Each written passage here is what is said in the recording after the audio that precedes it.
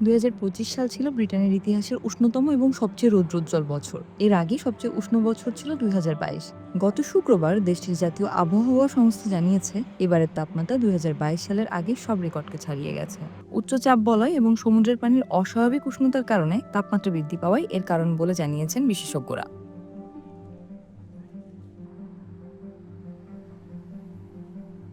আবহাওয়া অফিসের তথ্য অনুযায়ী ২০২৫ সালে গড় বার্ষিক তাপমাত্রা ছিল ১০.০৯ ডিগ্রি সেলসিয়াস, যা ২০২২ সালের গড় ১০.০৩ ডিগ্রি সেলসিয়াসকে ছাড়িয়ে গেছে। ১৮৮৪ সালের বিস্তারিত রেকর্ড রাখা শুরু হওয়ার পর এই নিয়ে দ্বিতীয়বারের মতো বার্ষিক গড় তাপমাত্রা ১০ ডিগ্রি সেলসিয়াসের গণ্ডি অতিক্রম করল।